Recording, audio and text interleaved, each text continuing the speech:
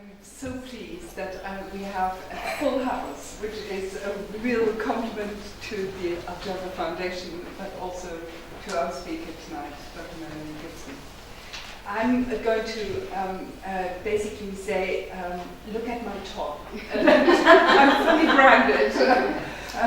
Gingko is, like the Archeological Foundation, an educational charity which is devoted to fostering better understanding between East and West.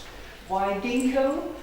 Because about 200 years ago, a wonderful poet called Johann Wolfgang von Goethe wrote the West Eastern Divan, which was Goethe's lyrical dialogue with Hafez, the Persian poet, across cultures, across centuries, across religions. And it is a work of poetry and scholarship, and in it is a beautiful poem called the Gingko Biloba, which was for Goethe the symbol of the thing, the leaf that is yet two, yet one. And this inspired us to call our charity, which is bringing scholars from East and West together at conferences, symposia, retreats, and from the Middle East and the West. And we have done that since 2014, and the very first conference was held here at SOAS and co-convened or made possible by Melanie Gibson, who was very kindly taking us under her wing at the very beginning. And because she was so inspirational for us, she co-convened the 2016 conference, which was all about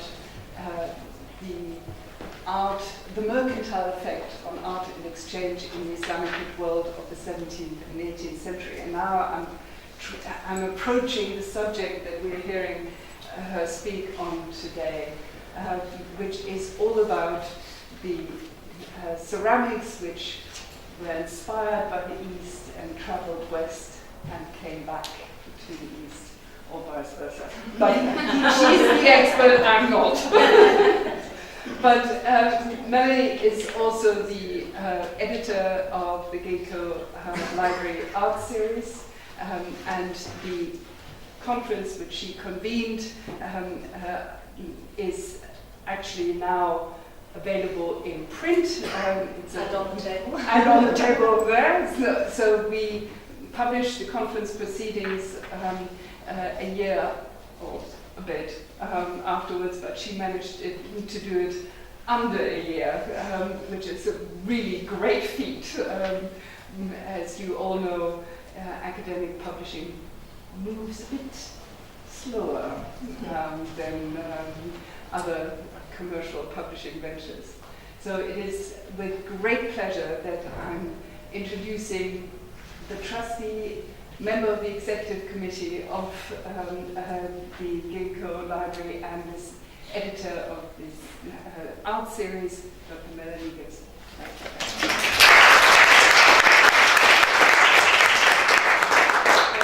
Barbara may be wearing a Gingko, but I'm in keeping with my topic. So you see, I dressed for my lecture. So good evening, everybody, and welcome. Thank you very much for coming to hear me speak on blue and white ceramics in the Middle East, exchanging with China. And I think I might sit down.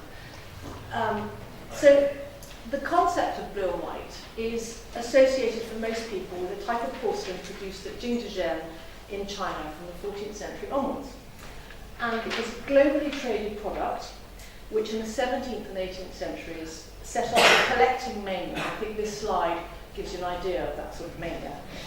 The customers in Europe simply couldn't get enough of it. And this is the collection of Sophie Charlotte, who was the wife of Frederick III of Prussia.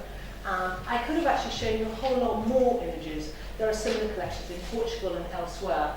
This was just an obsession. It was, once they started buying it, they couldn't get enough of it. But this obsessive nature of this type of collecting It might have been new to Europe in the 17th century, but it wasn't at all new to the Middle East. Two of the world's largest collections are in the Topkapi Palace in Istanbul and in the National Museum in Tehran, although the Tehran collection is now, the Tehran collection was formerly given actually to the Archeological Shrine in Tabriz, and we'll talk about that a bit later. So the Topkapi Palace collection today numbers 10,700 pieces, and any of you who have been recently to Topkapi will see them on display in the kitchen, like that. They were redisplayed quite recently. And in the records, it's actually supposed to have originally been double that size, so more like 20,000 pieces. And the pieces are not exclusively blue and white, but they include celadon and polychrome ceramics as well. And you can't imagine these 20,000 pieces were ever the collection of a single collector. They came by various different means. They were obviously diplomatic gifts from China, they came as inheritance, they came as booty, as we'll see a little bit later, and also confiscation. Approximately 20,000 of the pieces were confiscated from officials on their death. But as with European royal collections, the majority of the pieces were acquired in the 17th and 18th centuries. So that's the Topkapi collection. 64 of the pieces in the Topkapi collection were acquired as booty from the palaces in Tabriz after an Ottoman battle, the Battle of Chaldiran of 1514. And the rest of the collection, which is about 1,100 pieces, form the core of the Persian royal holdings. And these were donated to the Archeological Shrine, which was the family shrine of the Safavid dynasty, and they were donated there in 1607 by Shah Abbas. Now, like the Topkapi Palace collection, this was never the acquisition of a single ruler. It came from various different individuals, and it was also acquired through booty and through confiscation. There are many fewer pieces than in the Istanbul collection, but the date of the gift in 1607 is rather important because it means that the collection is closed. Effectively, that puts a cut-off date for all the pieces in the collection, and therefore they're all yuan and main pieces. So this image that you see on the right, is rather wonderful old photograph from about 1896, shows the pieces as they were in the building that was constructed for them in the shrine. And soon after this date, they were then distributed to the National Museum in Tehran. Most of them are there. If you go to Iran, you'll see them there. There's a few of them in the Azerbaijan Museum in Tabriz, and a few still in the shrine as well. So this extraordinarily successful export industry of blue and white porcelain, the first really global product, has inevitably led to the perception that everything about its concept and development, and of course this amazing colour combination, this blue and white, was a Chinese innovation, widely appreciated and copied everywhere else. So it starts in China and feeds out to everywhere else. But in the case of the Middle East, it's always presented as a story of different types of Chinese ceramics being imported into the Middle East, then they're being copied, and in other words, influenced, very much, you always get this word, influenced by the Chinese models. But actually what I'm going to say this afternoon is rather a bit different from that. It was never a one-way process. It was never a case of the objects coming from China, ending up in the West, just going in one direction. The ideas, the actual materials, for instance, the cobalt, are going backwards and forwards. It's never just going east to west. And particularly this evening, I'm going to talk about the fact that it was agents in Iraq and Iran who have a direct role both in the commercial development as well as in the actual development of the blue and white wares. So I'm going to just start off by showing you a map.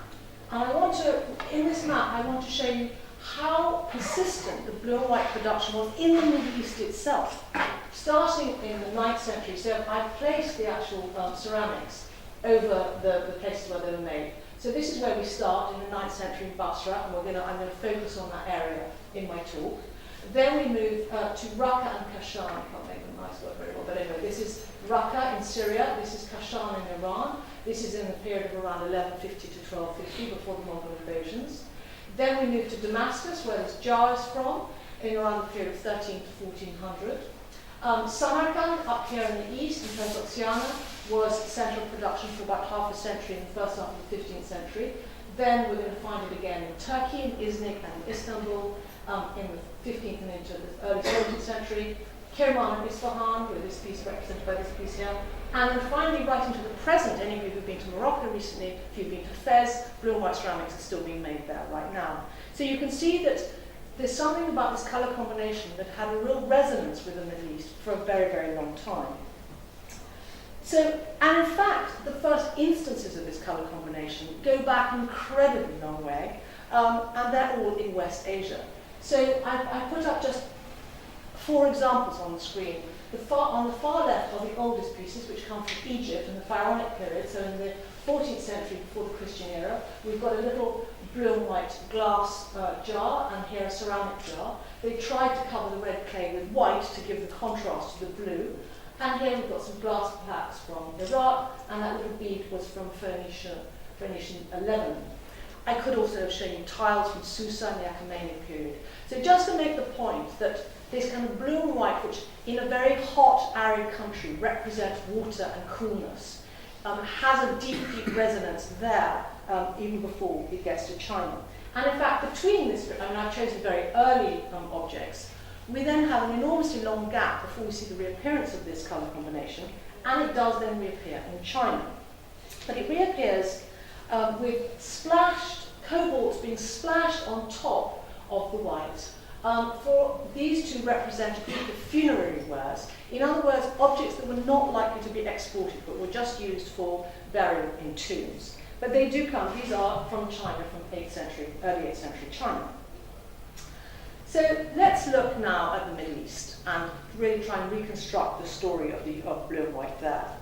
So from around the early 9th century, in other words, the early Abbasid period, we've got clay ceramics starting to be produced in Basra, in Iraq. And this is very much in response to a rising demand for luxury tableware from the very affluent society that is now living in the Abbasid cities of Baghdad, of Samarra, and elsewhere.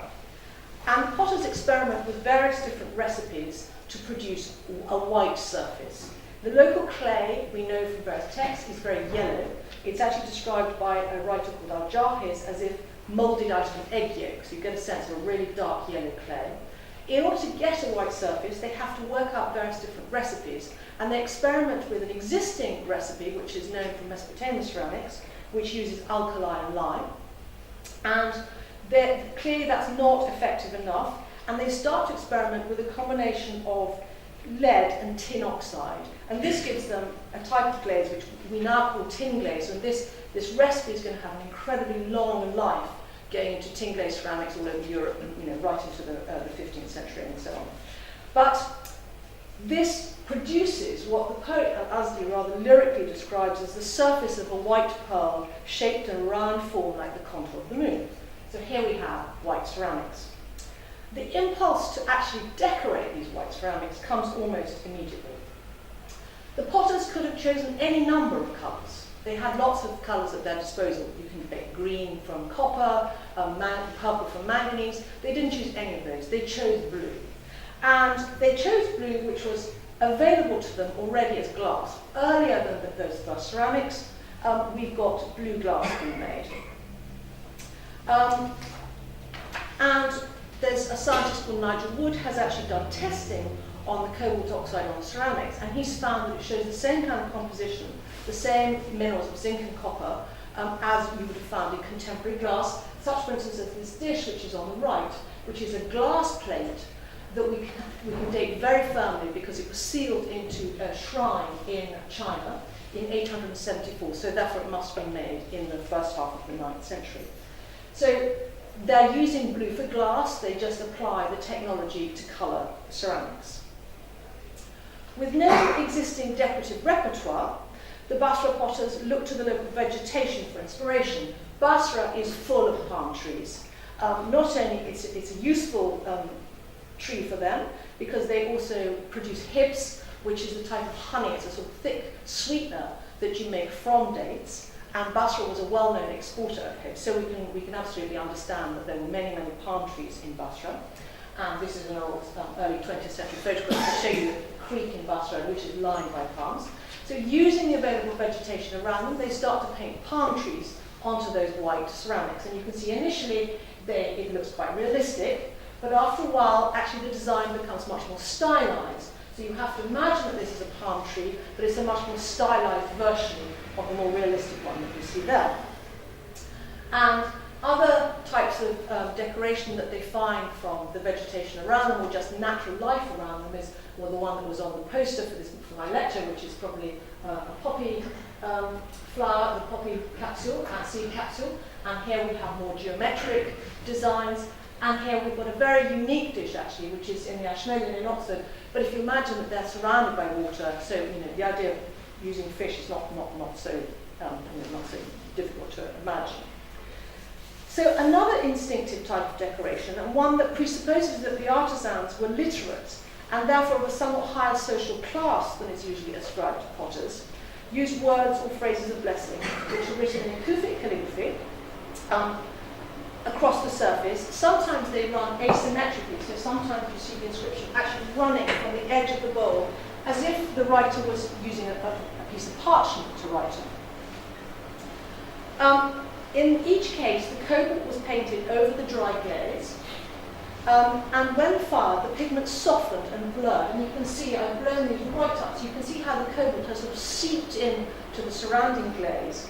And this effect was very memorably described by the ceramics historian Arthur Lane as ink on snow.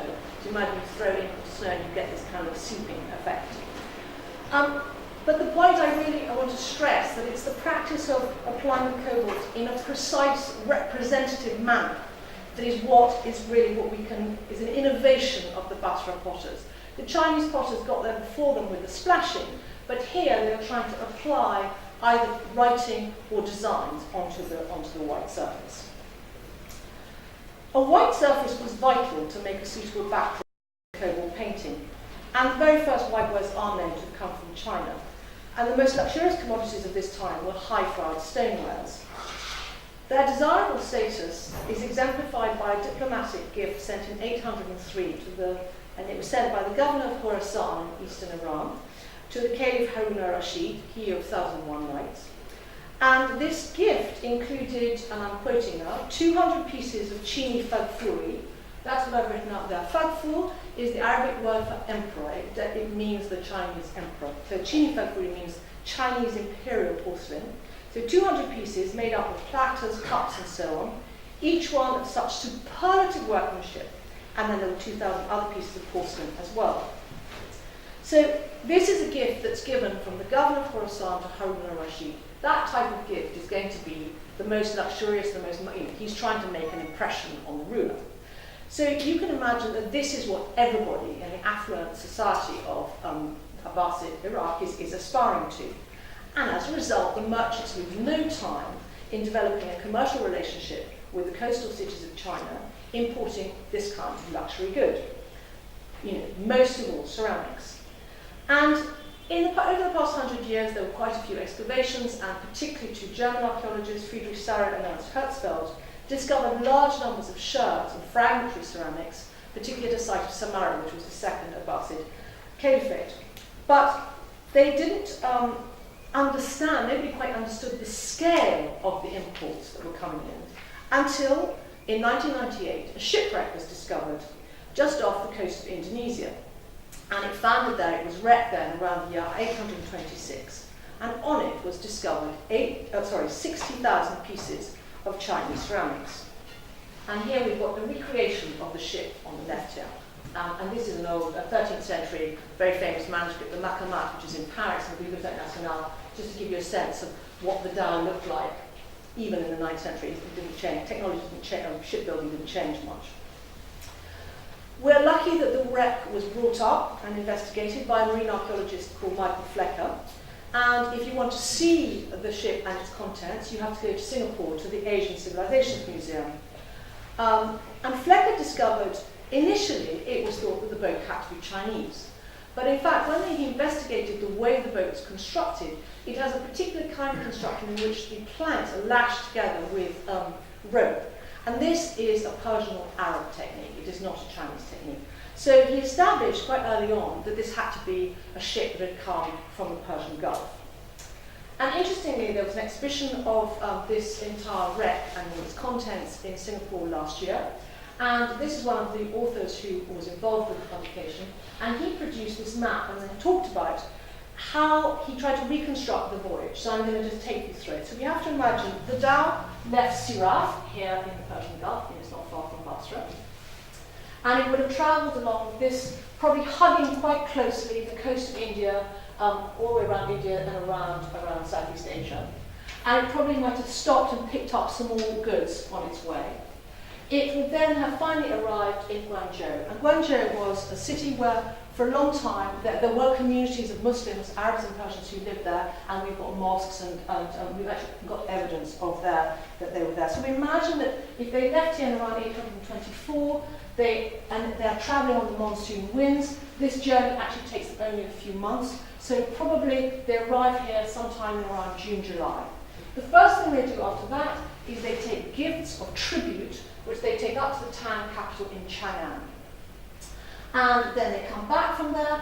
They have missed the return winds, so they're then going to have to stay probably in Guangzhou for a while. And actually what they do is they probably take the boat and they go up north to Yangzhou, where they pick up the cargo of the biggest lot of ceramics on the ship, which are Changsha ceramics, and they were made up by the port of Yangzhou. So we'll just settle for that for now. So they pick up 57,000 bowls. This is how they were stacked in the ship when it was found at the bottom on the seabed. They were stacked up one inside the other, inside these large ceramic jars. Possibly there was some kind of material like sand or something else that was put in as well, and it was keeping them wedged in. If you water sand and a mixture of other ingredients, you could actually make it set solid, so that then the whole jar is very safe, and then at the other end, you water it again and out, you can lift out your objects. So, and we think this probably was a special order, or at least Derek Haynes thinks that. Sometime after the summer of 826, the boat starts coming back again, and it's now picking up the monsoon winds going in the opposite direction. It comes down along the coast. It's probably going to just get all the way back without any stops, but unfortunately, somewhere down here, it gets caught in a huge thunderstorm, and it probably drifts a little bit, and it ends up being shipwrecked just here by Benton Island in Indonesia. And then in 1998, it was fishermen who were fishing for sea cucumbers, and they are diving down to the seabed, and they start picking up ceramics. And luckily, from my point of view, very luckily, and I think from anybody who's ever seen this collection, this collection was more or less intact, and indeed the hull of the ship was more or less intact and was brought up, and it could be properly investigated. Some 5% of the cargo was of a different quality. If you remember, on its way there, it had picked up objects probably either in Indonesia or in India, which were given as tribute to the port in Chang'an. And on its way back, it probably had tribute gifts which were going to be given to the Caliph in Baghdad. The Caliph at the time would have been Al-Ma'mun, who rules until 833, so just after the date of this voyage. So here we've got 30 gold and silver, really of the finest quality, objects of absolutely finest quality. All of the numbers that you see here are the inventory numbers of the objects in the Asian Art Museum. We've got gold cups, gold dishes, and then 14 ravishing little silver boxes. The most intriguing part of the cargo, well, as far as I'm concerned, as somebody who's passionate about blue and white, were a group of 3 stoneware dishes. These were made in the Gongshan kilns, and they're painted with designs in cobalt over the white slip. According to Regina Kral, who studied these pieces, Chinese taste really dismissed the idea of graphic design at this stage. What they liked were white ceramics that looked a little bit like silver, or pale green ceramics, what we call celadons, which imitated jade. And they really weren't impressed by the idea of colour and design on this. The use of cobalt, this pigment that I've already explained is extensively used in West Asia to colour glass and ceramics, is not typical of Chinese ceramics at this stage, and the oxide is also likely to be imported. And it designs are alien to Chinese taste. What you can see is we've got a single or a double square, which has been tilted on its axis to make like a kite shape, and then out of the points we've got palm leaves. So everything about this design, and also the way in which it's painted, suggests that this is a commission that was being made, that this is potentially, these are samples for a commission that's going off to Baghdad. And just to show you, this is what the model was. So here are some of the pieces that were made in Basra, each of them with a diamond shape or a square tilted on its axis with kind of plumes of leaves coming out of the points. And perhaps this square, the initial idea of the square, comes out of the square that is created by a box of calligraphy that's going around that. So it's just a question of tilting that. So as I said, even the way it's painted is very alien to the Chinese style. 300 pieces in the cargo were described as green splashware, and these were coated with a white slip, just like the ones I just showed you before with the blue, but here we've got splashes of copper green glaze and also some ochre. This is the most impressive piece. It's about 1 metre high in Europe, and you can see that it's been customised, even though the actual style of decoration is typically Tang Chinese. These two pieces, this dish and this ewer, have been customised to add. This is just under the handle, just here, and here in the centre of the dish. Again, the square tilted on its axis with a little kind of plumes of leaves coming out of the corners. And finally, this ewer here on the left, that is from the Tang ship, the Belgian ship Cargo. On the right, what you have is a vessel with an animal head and also an animal up here. This type of vessel was being made in pre-Islamic Iran for a very long time. And what I'm suggesting is really that this kind of, they must have had communication between the merchants, of the sort of objects that would have appealed when this shipment got back to Basra. So the conclusion that I've reached after studying the surviving cargo of the ship wrecked off Belgian Island is that some of the contents were purpose-made, in other words, the blue and white dishes, and these were samples for a bigger commission, that some of them were customised, as the ones which are the green with the diamond on them, and some of them were tributary gifts. So these 3 blue and white dishes were possibly samples for a future commission.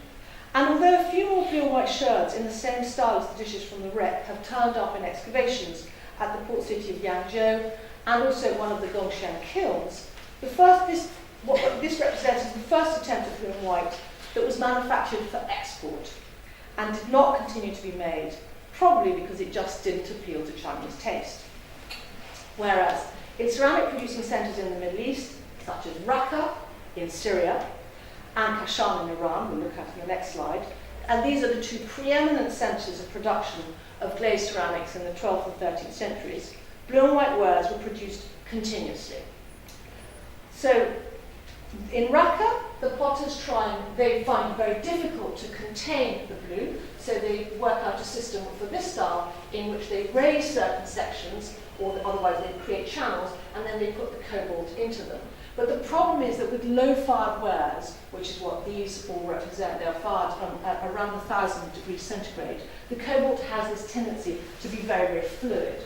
Eventually they work out that if they add black isn't fluid, it stays fixed, and these are underglazed painted wares, that the black will fool your eye into making the blue appear more fixed than it really is. So that's why you get this combination of black and blue.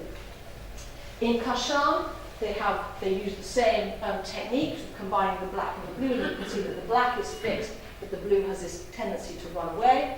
But they also actually produce some just pure blue and white pieces, where here, just because it's in lines and because of the sort of vertical nature of the line, they've managed to keep it there. But you can see here around the rim, it's bled all over the place.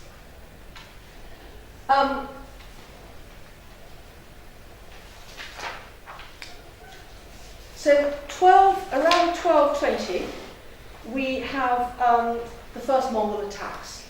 And production in Kashan is stopped, but only for about a generation. And by about 1260, it resumes.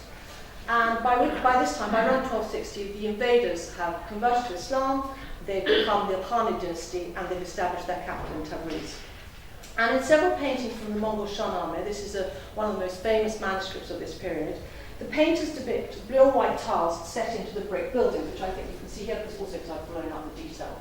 So here we've got a scene of a picnic, and we've got an architectural image, and I think this detail in the architecture is quite likely to be fairly accurate in documenting contemporary architectural practice.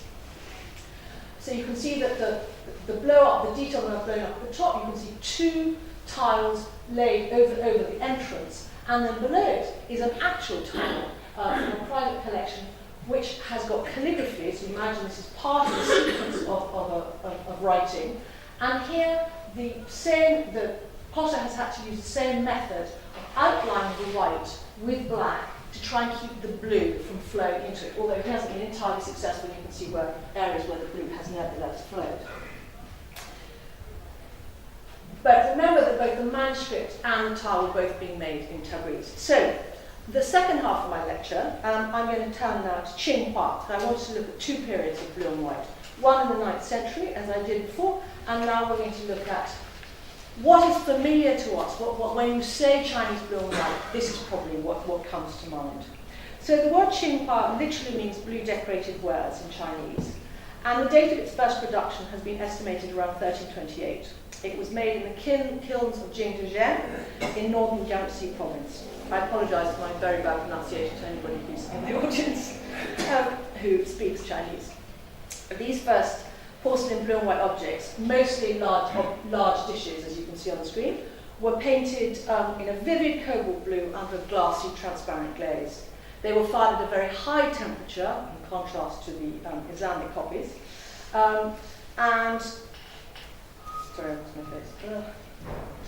which made them very hard and very durable. So which, of course, being so hard, they're also perfect as tableware because they are not porous, they can be washed easily. It's long been understood that this flamboyant and highly decorated style was developed and possibly even initiated in response to demand from Arab and Persian merchants who'd been organising trade with the Middle Eastern market on and off since we saw in the 9th century. It's also accepted that several aspects of the new style were rooted in Middle Eastern traditions, not least the technique of underglazed painting, which, as we've just seen, was well established in both Raqqa and Kashan from the 12th century onwards. But it was not prevalent in decoration of Chinese ceramics. So analysis of the mineral content of the cobalt used in yuan pieces shows it to be high in iron and low in manganese, which identifies it as an imported product. Probably mined in a city in Kamsan, near Kashan, which is what was specified by Abul Qasim, who was writing. He was a member of a leading family of potters who wrote a very famous text of 1301, and he identifies the lajra, the cobalt is coming from this city. So even the decoration, which although it uses floral designs and auspicious motifs that are intrinsically Chinese and were taken from the existing painting tradition, they're actually arranged, and you can see that both in the earlier slide and in this one, they're arranged in a very un-Chinese way. In concentric, particularly you'll see on these two, in these bands, each one with a different type of decoration. And the inspiration for that comes from imported Islamic metalworks and also ceramics. So this is more or less contemporary. This was being made in Kashan or Tabriz in Iran, and that's being made in China. So while the impact of these aspects of Islamic design in the beginning of blue and white porcelains have long been known and understood, I'm not saying anything new. But the question that has changed is that the production, it was always assumed that the ideas and the way of decorating and the cobalt itself may have come from the Middle East, but the craftsmen who were doing the work were Chinese. Well, that's what's changed. Certain recent archaeological discoveries have completely altered this perception of the identity and ethnicity of the artisans who contributed to this innovation. And I'm now going to talk about an archaeologist, a Chinese archaeologist called Mei Huang, who she did a series of excavations with her husband in 2009 at Jingko, and the destruction of a cinema brought to light a site in which she and her husband discovered a whole series of sherds across several different levels. She did, this is all material taken from her. So in the bottom level, at a date that she puts at around 1323 to 1336, she found this series of not very well painted cups, in fact, stemmed cups.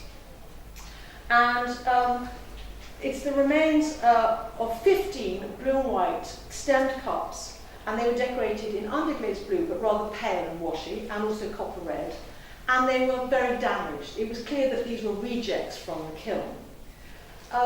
the result of an unsuccessful firing that's been rejected and thrown out. And testing of the pigments showed that they had come from West Asia. So when they were reconstituted, 7 objects were recognizable as stem cups.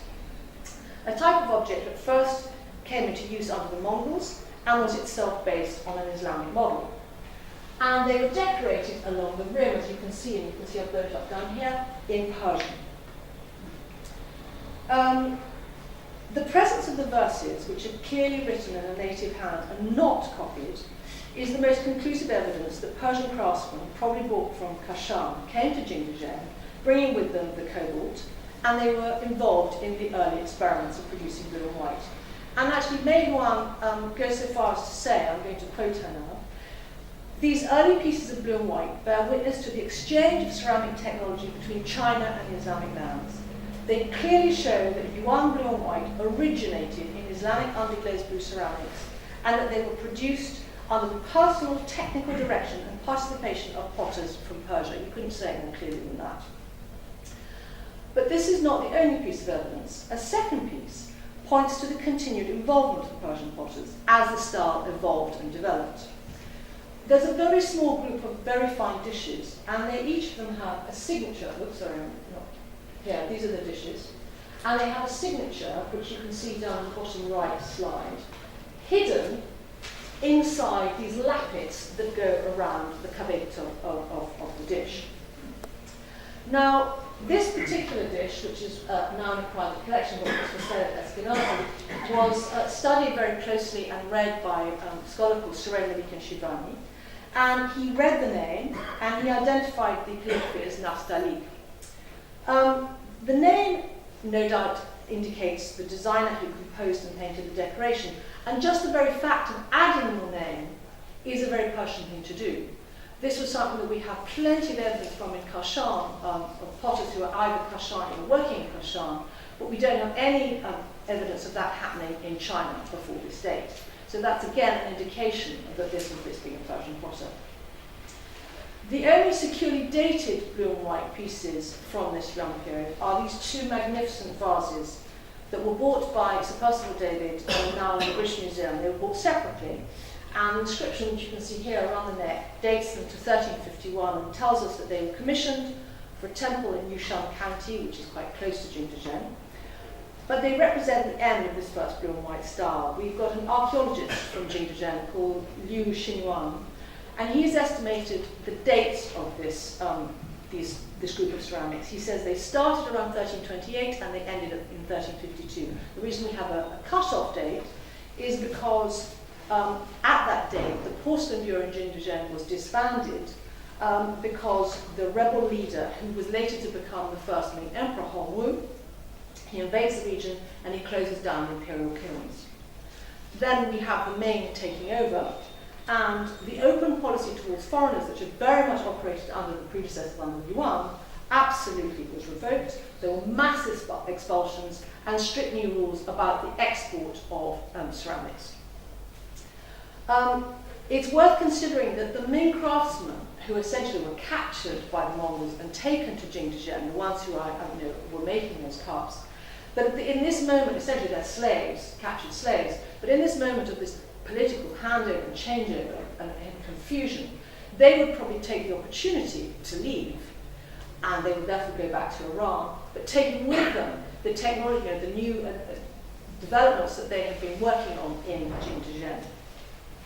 So now the window of production for Yuan blue and white has narrowed quite considerably, which allows us to then start looking at some of the ceramics that have been found in the Middle East that are Yuan ceramics. So we've got plenty of sherds that have been found in Fustat, which is just outside of Cairo, and the rubbish heaps of Fustat have brought up masses of material, and we can assume therefore that these pieces were being imported by the Mamluk elite in Egypt.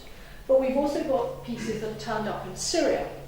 The 2 dishes on the right were found in the citadel of Aleppo. They were photographed here in the Museum of Aleppo in 2010, and they were found by John Carswell and his team who were excavating in the citadel and reconstituting. You can see that the one on the right It doesn't have the signature because unfortunately it's got some of the missing cartouches, but it could have been one of those signed dishes like I showed you earlier. And then the dish on the left was found in Douma, where near Damascus, seen in the awful gassing just recently.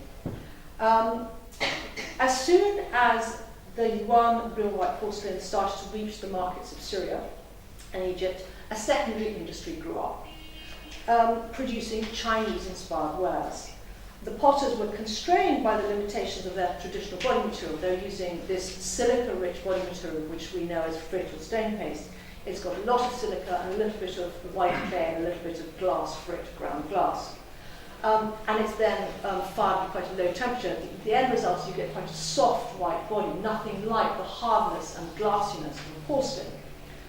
However, they have masses of access to cobalt, that's easily accessible to them, and they start to devise lots of different patterns that are loosely based on the imported yuan pieces. So the plate up here was found at Hama by Danish archaeologists in the 30s, and the point about Hama is that it was more or less razed to the ground by Timur Tamerlane in 1400. So that piece, we can assume that that piece was made before 1400. So we can assume that this process of importation was happening in the generation, if we, after, as soon as the yuan pieces were being imported, this secondary market started. Damascus is most likely to be the place where these wares were made. We've got evidence for that. This bowl, which is in the Louvre, has got written here in the center of the base underneath. It says Umela fi Dimash, made in Damascus. And these two, this is the same bowl, the base of it down, so the inner section. And they were rejects, again, kiln rejects, from a kiln that was found in Damascus next to the Bar of Sharqi.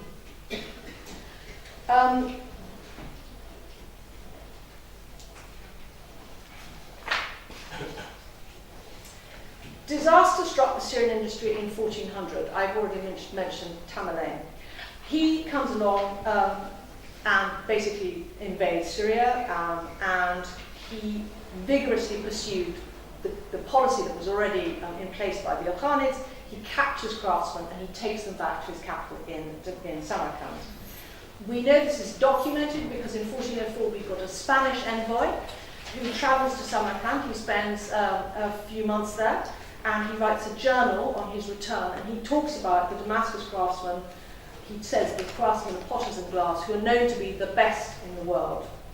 And these captured craftsmen clearly set up workshops in Samarkand, producing blue and white tableware, just as they'd been making them in Damascus before.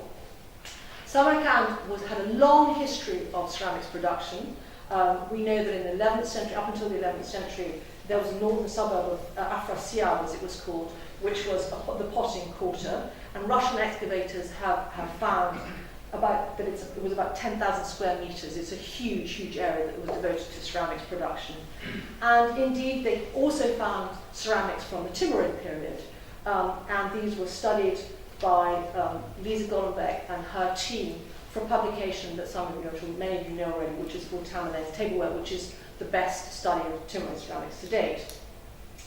Now, for my part, I've been working for a while now on the Calligraphy collection of Timurid ceramics, and because we're cataloguing them for a publication that will come out quite soon, I hope. And one group of the vessels that I've been looking at, which I'm going to show you now, fits in very well with this Samarkand attribution. Some of these pieces were tested by the Toronto team, and the petrofabric matches up. And this dish, you can see it's got 3 roundels, so you can already see the kind of inspiration of the Yuan ceramics, the way of the concentric circles. You can see that in the center we've got 2 lotuses, a sort of little bunch of flowers with 2 lotuses with very heavy heads that sort of hang downwards. And they're made, the petals are these little tiny petals with blobs of cobalt that appears almost black.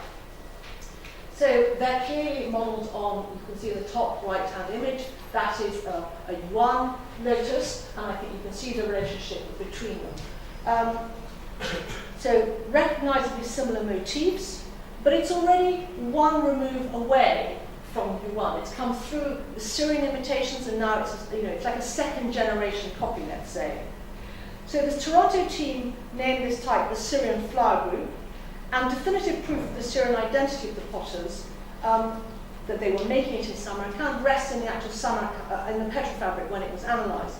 And it was shown by the Toronto team that it was made with sand, which is a feature of Syrian stone paste, not of Persian stone paste. So these were Syrian craftsmen who come to Samarkand and recreate what they were making before. So we've got two more examples. These are two more pieces from the Calligraphy collection. And again, you see here the large lotus flowers, and here we've got something which is closer to the kind of lotus bomb design, which is one of the classic Yuan designs. We don't know how long the Samarkand workshops continue to operate. I maintain that they carried on actually right up to the death of Ulugh Beg around 1450. You have to wait for the book for that. After Timur's death in 1405, his son Shahrukh actually issued an edict in which all of the captured craftsmen, you remember had come in 1400 with Timur, that they were released, and this was in around 1411 that they all went back. And we can see the impact of the fact that they departed from Samarkand. Many did take the opportunity to return to their home cities, some went back to Syria, others went to Turkey. And as my last few minutes are going to be devoted to seeing the kind of next stage in two buildings, one in Damascus. So this is the tomb, these are tiles from, on the left you see the tiles from the tomb, and on the right from the mosque. This was an individual, he was a high official in the Mamluk administration, and he was called Safavid Khalil Tarizi. His very name indicates that he must have originated from Tabriz in northwest Iran. And he commissions for his tomb blue and white tiles. You can see the hexagonal tiles with triangular inserts, and I think you can see that the sort of floral decoration on the tiles is rooted in that kind of Yuan type of decoration that we first saw, from 100 years before. We've actually got an inscription in the mosque which gives us the name of the craftsman, and he was also from Tabriz. He was called Gaibu Tabrizi. But let's assume, Timur goes to Tabriz in 1396, and he starts bringing craftsmen from there to Samarkand.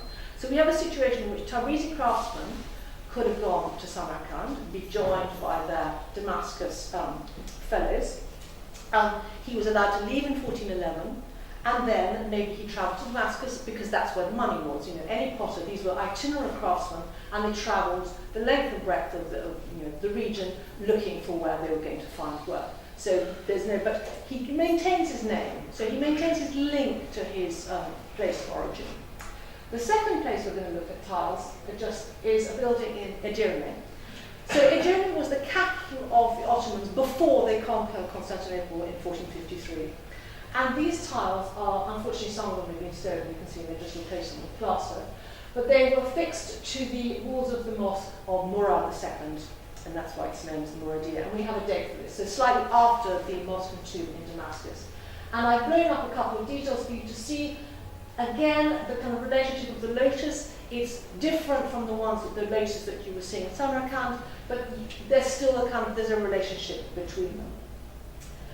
And I'm going to finish to take us kind of closer into the modern moment. I'm going to show you two blue and white tiles, probably the work of a Damascus craftsman. I think they relate again to this sort of style. And the one on the right was bought by an American who was he was on a trip to Damascus in the late 19th century in 1896, and he's shopping, as lots of 19th century travellers were. And he manages to come across a group of around 2,000 tiles, which he then takes back to New York, and he lines his hall and his conservatory with these tiles. And if you had been in Christie's 2 weeks ago, you would have seen some of these tiles. They were for sale, and they auctioned off. And I'm pleased to say the one on the right sold for £10,625. So this taste for blue and white is very expensive.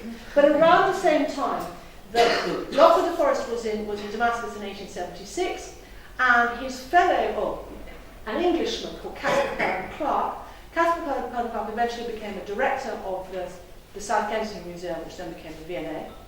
And after that, he actually went to the Metropolitan Museum and became a director there.